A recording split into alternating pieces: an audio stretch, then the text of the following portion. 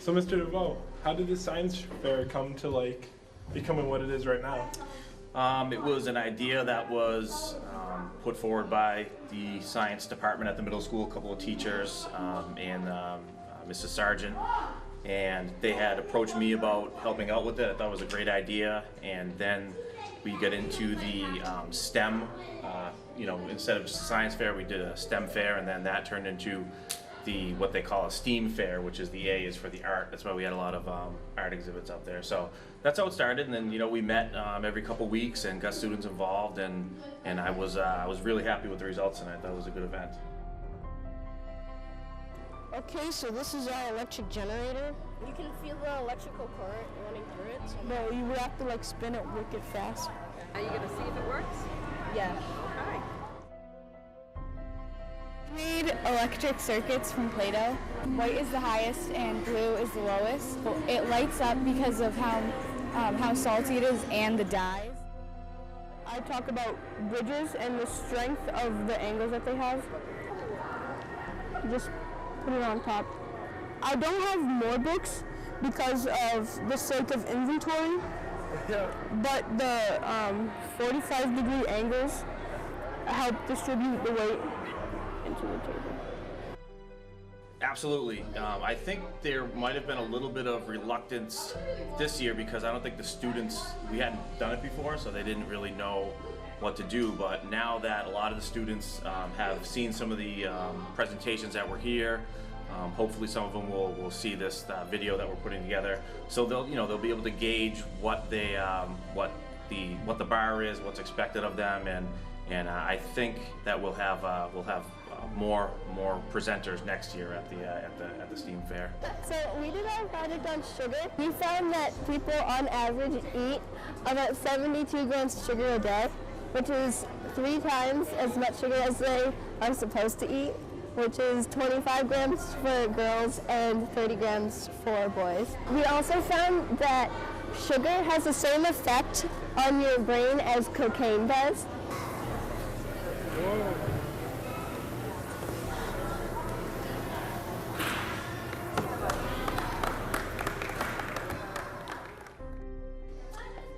I do think it's really important.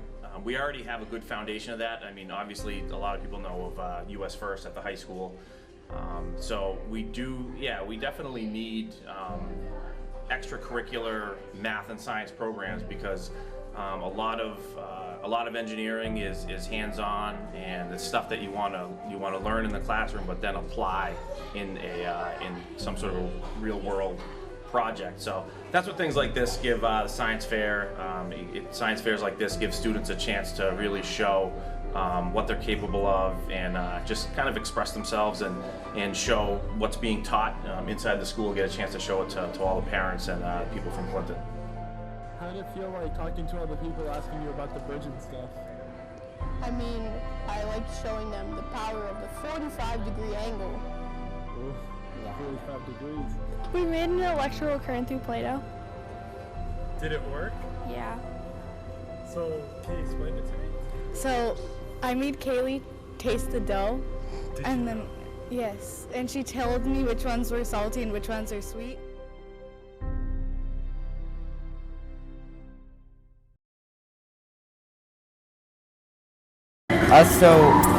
When you send a message, it decodes it into binary, in which then the computer just sends it to the other computer while telling the computer when to read it. So let's say it wants to turn a 1, we'll send a 1. It sets the clock wire to 1, and then turns on the clock wire to let the other computer know that it's time to read the byte of data, and then the other computer reads it, and then it just repeats until the end of the message, and then the other computer decodes it, and you get your message. So it's kind of like how normal networking works, except you can have it transmit on more wires, which makes it a lot faster. You could have it transmit on 1 wire, you could have it transmit on 100 wires. That's what I think makes it better. So if you send a message here, say message you're going to send and send it, but don't send it too long.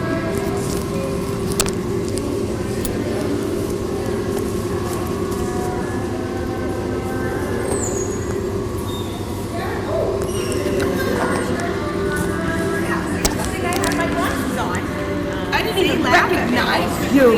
I know. You're like a man. You're. So we made electric circuits from Play-doh. So here we have them listed on voltage. On the, white is the highest and blue is the lowest. And so it lights up because of how salty it is and the dyes. And we found out that Play-Doh is a conductor. And if you have two conductors touching, it creates a short circuit. But the closer the alligator clips are, the brighter the bulb will be, but the farther away they are, the duller it will be. Okay, so this is our electric generator. Steph, would you like to start? It will create energy by spinning the nail, then the light bulb will turn on. The materials you would need for this procedure is magnets, wire, cardboard, light bulb, and a nail. Electrical charges in the wire. Let me tell you the stuff in a normal generator does. Number 1 is the engine. Number 2 is the alternator. Number 3 is the fuel system. Number 4 is the voltage regulator. Number 5 is the cooling and exhaust system. Number 6 is the lubrication system. Number 7 is the battery charger. Number 1 is, that's it. And then the engine is an input mechanically engineered. The engine size depends on the power and the alternator. Known as the gen head. Produces the electrical output and the mechanical input. The fuel system has a capacity to make the generator run up to 6 to 8 hours. Average voltage regular controls the output voltage. Cooling and exhaust system keeps a generator like from diesel and gas. Engines that are very toxic and have to be properly managed, and exhaust systems deposit the exhaust chemicals. Lubrication systems go smooth. Battery charger is the most important part of the generator. Is a battery, so it needs to be charged. The battery is charged with a precise float voltage. If it's too high, it will shorten the battery. Life is too short. If it's too short, it will remain uncharged. The DC output is 2.33 volts per cell. Control panel starts and turns the generator. Show all oil pressure, temperature, and battery volts as has manual mode and auto mode. Main assembly frame is what all generators have customized frames for support and to be safe for the earth.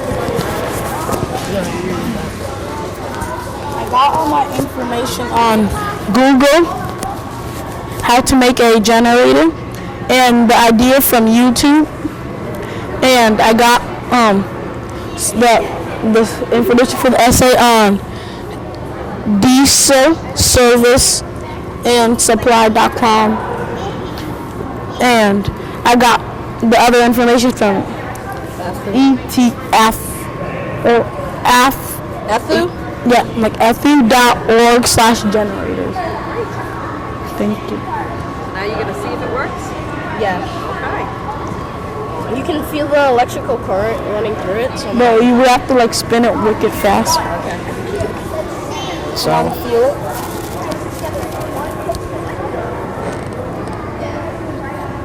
it's gonna start. You're not going to electrocute me. No, we're not. Don't you feel like an electric? Yeah, I can feel it. Yeah. So we need to spin it wicked fast. Really fast. Yeah. All right, I'll let you hold it now. Okay.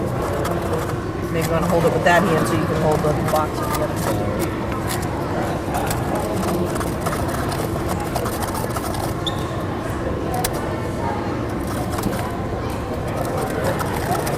And these are the pictures of us working. This is us creating the generator and testing it out. The first one we The had, pictures. but it didn't work. Oh, okay. So we made a new one. We were like Thomas Edison, keep trying, try again. Did the light go on? Yeah, it went on. I missed it. Can you do it again? I'm sorry, I missed it. Wait for a second. Oh, okay. I didn't see one.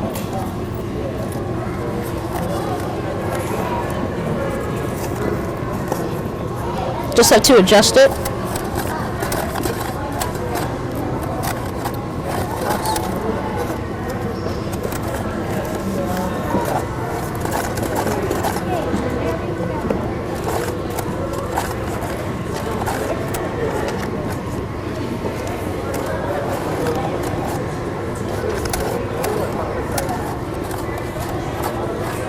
Faster.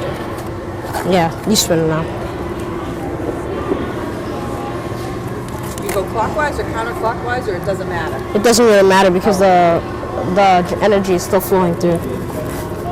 Not check. You need to keep the wires far apart.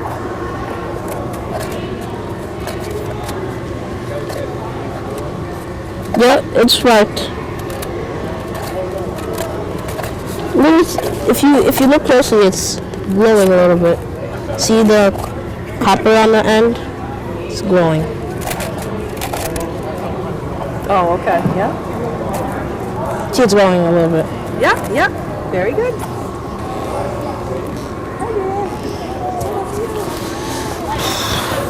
Thank you. You're welcome. Can I have the mic back? All right. Thank you.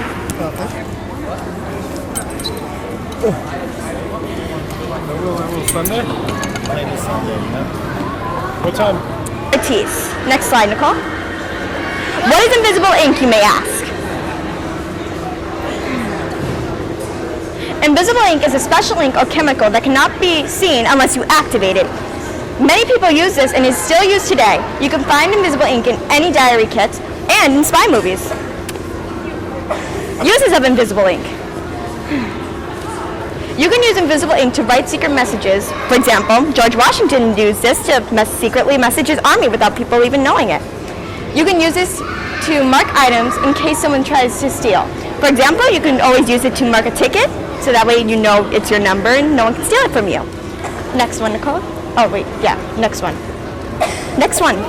Oh, you can print information with the ink onto business forms. Do's and don'ts. Please keep your goggles on all times. Follow procedures step by step. Stand back from the table. The last thing we need is for something to spill on you and ruin your clothes. Safety always comes first. Don'ts. Don't touch the table. Don't eat or drink items on the table. Don't directly smell. If you'd like to smell it, take a whiff of it like this. Don't touch anything without permission. Don't ever pour anything into your eyes, especially if you're not wearing goggles. Ingredients. Fresh whole lemons or concentrated lemon juice, not lemonade. Small bowl. Small detailed paintbrush with fine bristles. A light bulb, sunlight, or other heat source like example, a heater. A white piece of paper, a cutting knife and cutting board if necessary. Getting ready.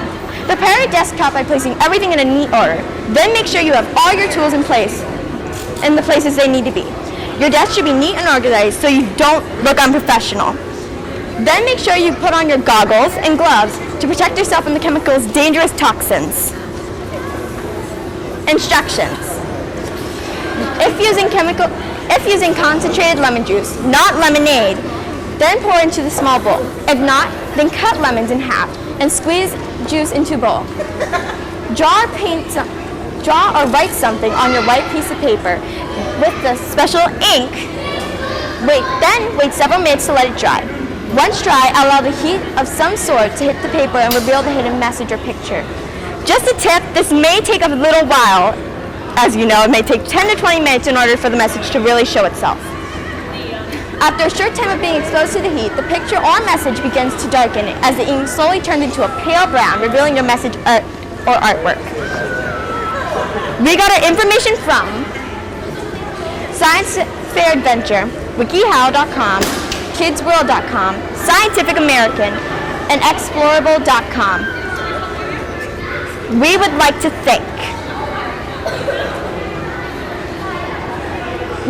thank our mentor Salome, Miss McCunis, Miss Sargent, and our very own editor, Deborah Ortiz.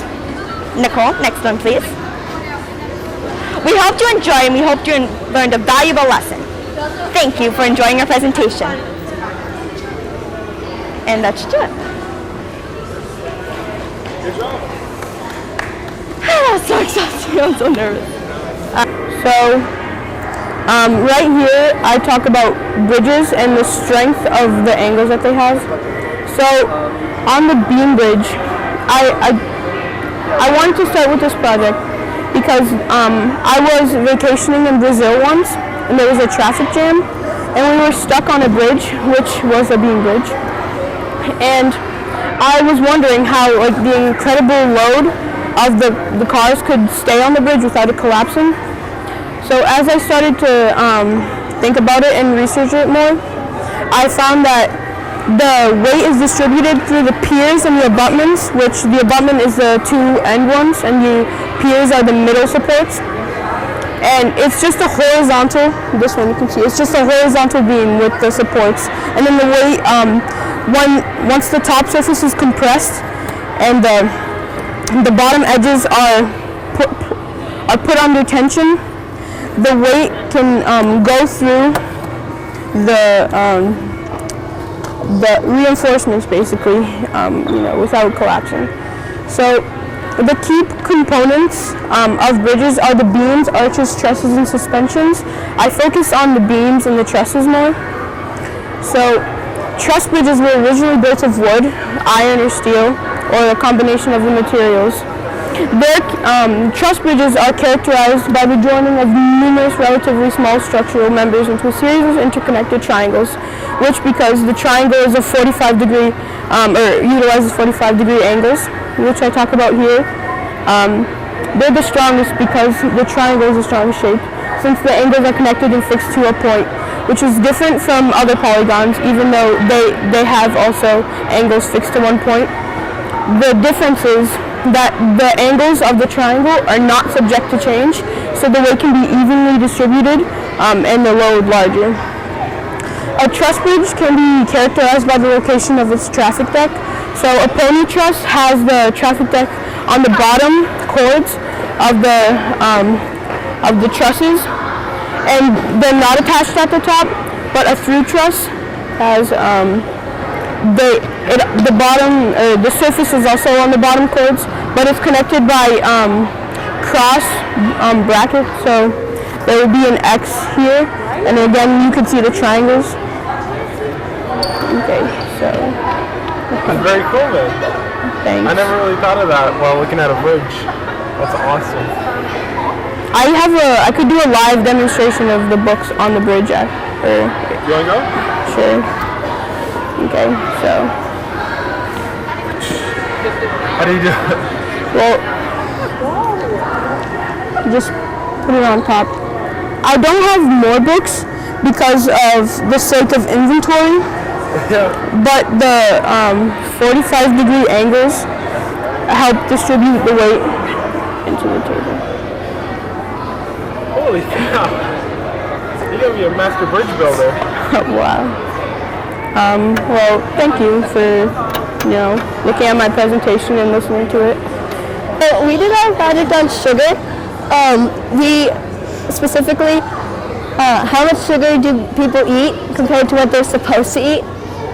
We found that people on average eat about 72 grams of sugar a day, which is 3 times as much sugar as they are supposed to eat, which is 25 grams for girls and 30 grams for boys.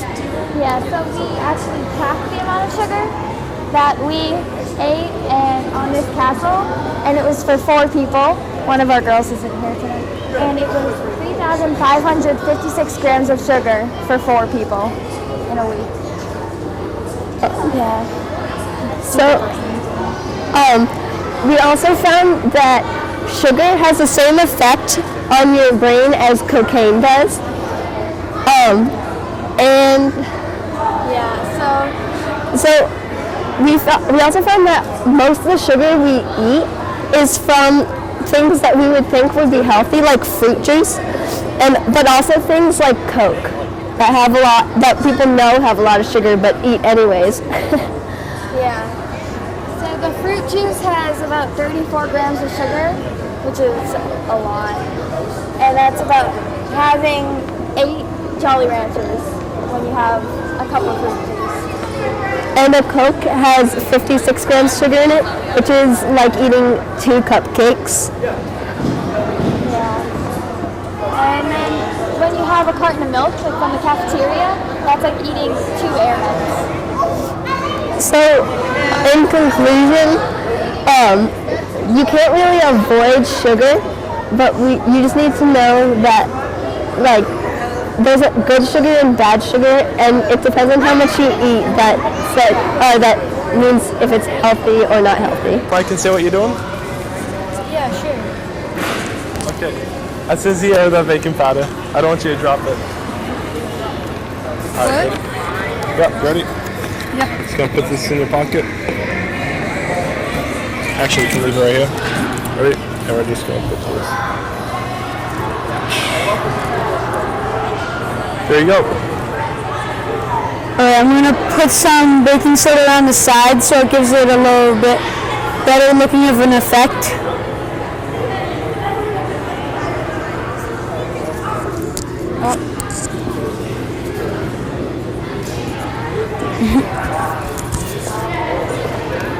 You got it? Yeah, that should be good right there.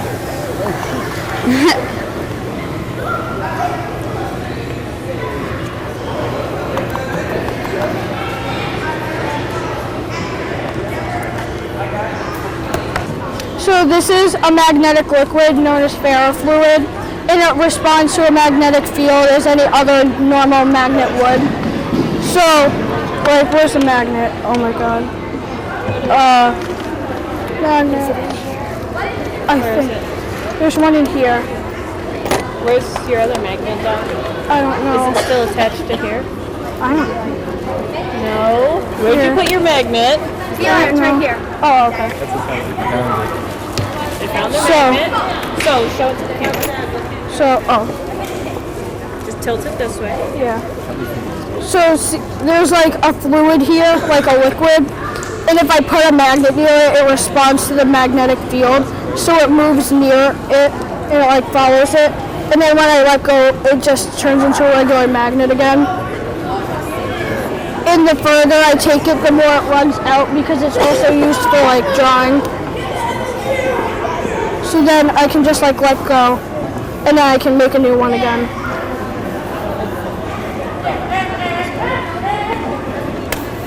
And it makes a spherical shape, if you can even see that, because like it compacts so many nanoparticles with iron that it just has to build up in like a hill-shaped or a spherical shaped form, because that's like how most things are compacted. See? Whoa.